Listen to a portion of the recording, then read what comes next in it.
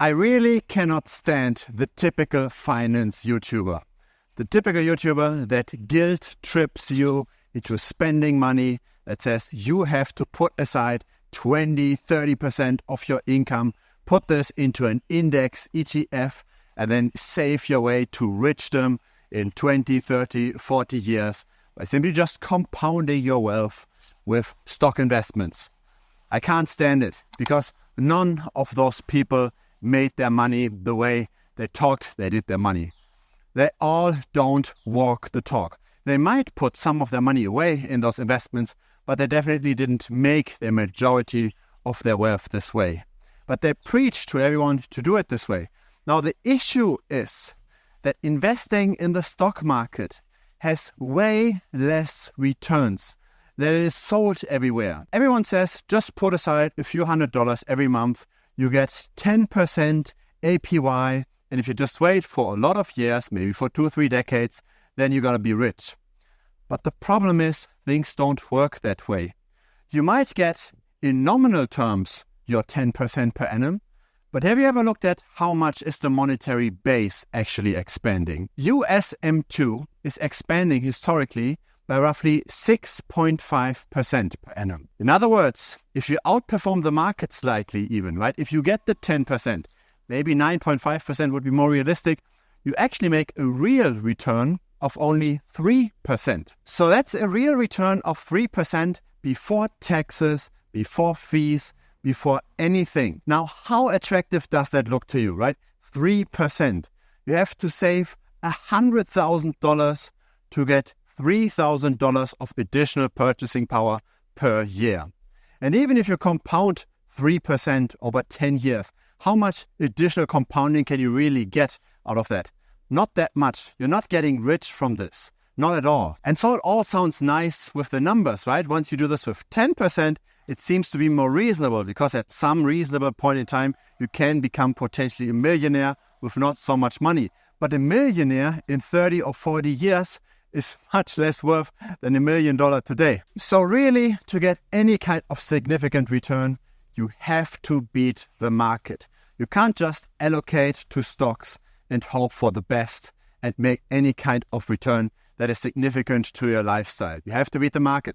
Now, the problem is you can't beat every market, right? You can't be the best at trading houses, at trading stocks, at trading crypto. You still need a diversified portfolio of everything.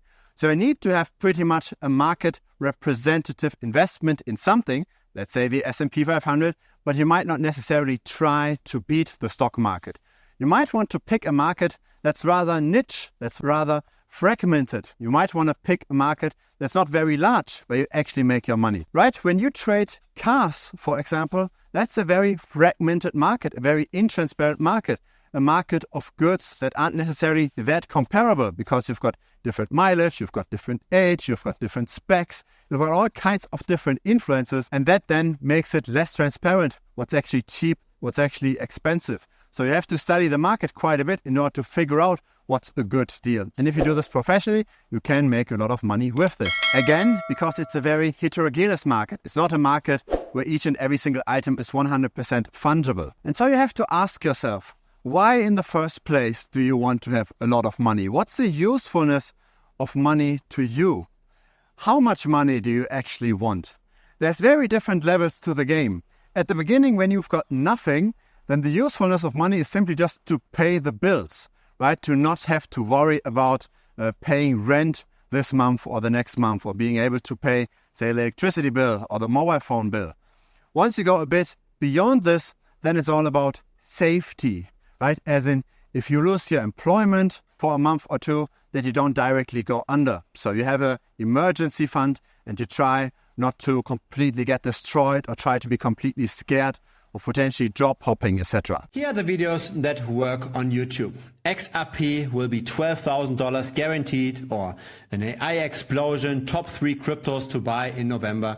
A lot of pushing of greed, that's what gets the clicks. What doesn't get the click is a tutorial on how to make backtests, on how to build those sheets that in the end figure out what historically worked well in the past. The backtest that I often show here on this channel. I still very much enjoy producing this kind of content though. I also share these kinds of sheets, but I don't do it on YouTube. You also get direct access to me. Feel free to check it out. It's thebitcoinstrategy.com. But once you go beyond that, once you've got, say, 6 months or 12 months of expenses saved up, then what is the actual additional money that you make worth to you? Why do you want more money? Some people say they want more money simply to be free, right? To have more freedom, to not have to work. But that's a big problem. Not having to work means you have to save up maybe 25 years of income, or of expenses rather, 25 years.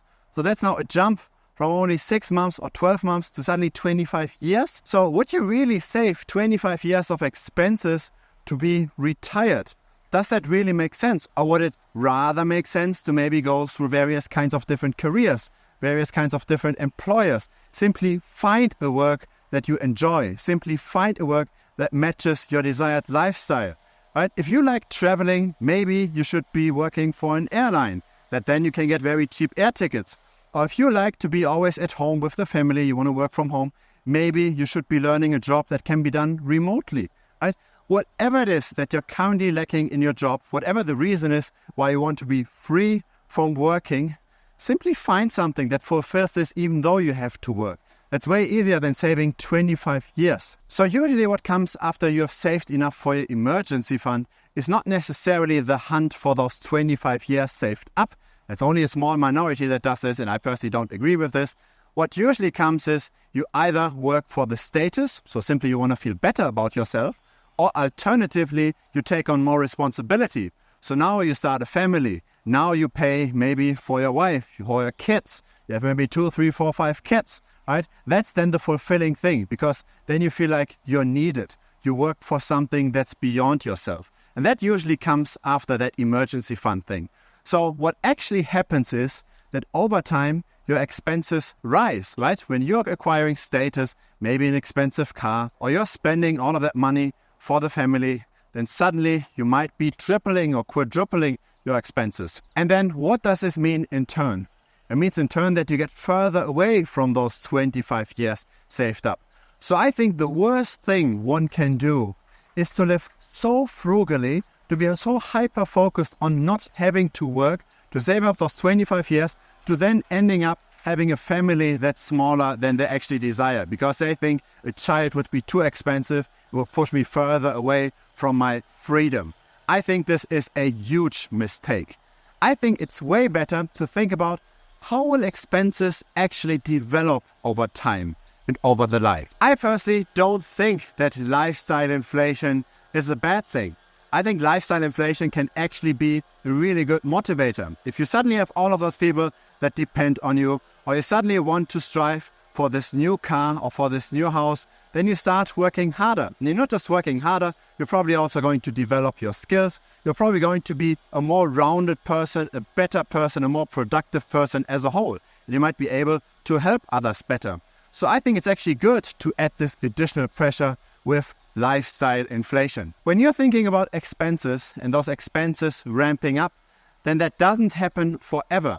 At some point in time, your children will be 20 years, 25 years. They will take care of themselves. And then suddenly you don't need that big house anymore. Suddenly you don't need those expenses for, say, a maid. You don't need those expenses for, say, 2 or 3 cars. Maybe one is enough. You don't need those expenses for the education costs. All of your expenses will radically go down. So when you save up, say, for 3 or 4 or 5 years of expenses while you have a family, suddenly those expenses get cut in half again, or maybe even by 60-70%, and you've got, say, 15 years saved up. Now what can you do with 15 years? It's still not 25. You could then afterwards move to a cheaper place. As in, if you're currently working, say, in a big city, because in the big city is where normally the money is made. Once you don't work anymore, right, and you've already got 15 years saved up, just move to the countryside, or maybe even move to a cheaper country where maybe the expenses are only half of what you're used to, or maybe only a third of what you're used to. Suddenly, you've got more than enough saved up for retirement. So I really believe it's a mistake trying to already retire when your children are super small, and when you've got all of those expenses, expenses will automatically decline. I think it's much better to accept the challenges of life. As in, accept that you've got more pressure, say, with a family. Accept that you have to work harder. Accept that you have to take maybe another side hustle, or maybe work for that promotion, or maybe get into the uncertainty of swapping jobs, right? Shouldn't be a problem because you've saved a little bit. Accept all of this. Don't shy away from this and don't think like, oh, I just save a bit of money in my stock ETFs. I reduce my expenses to the maximum and I live totally frugally. I live a totally boring life and I don't put any pressure on me. Rather the opposite. I try to reduce pressure as much as possible and then potentially don't develop myself further, right? Because that's in the end what happens. If you don't have the dream of a big family or of a big house, then why really struggle that much? Why really push yourself that hard to earn more and more money? There's no real tangible reason for this, right? It's completely abstract. It's for the retirement from the job you don't like, but you could have just taken a better job in the first place, just with a bit more effort. I know this is a very controversial topic, right? Most finance YouTubers are super conservative. I don't think it's the right approach. I think it's much better to get motivated by high targets, and that motivation propels you always forward, financially of course as well. You simply have to believe in yourself, right? You simply have to work hard enough to achieve whatever you want to achieve. Don't just lowball in life. Don't just believe that you have to drive the used car, the 10, 20-year-old car that's only worth $2,000 or $3,000 just to save frugally, just to retire 5 years earlier because you wanted to join the FIRE movement and have those 25 years of expenses. And then you also only have one child, maybe you even live by yourself because you don't want to have those expenses. You're totally risk averse and you're also not developing yourself any further because there's no real pressure to try to double or triple your income. I don't think that's the best way to go about things. But still, I can see how a lot of people might disagree with this.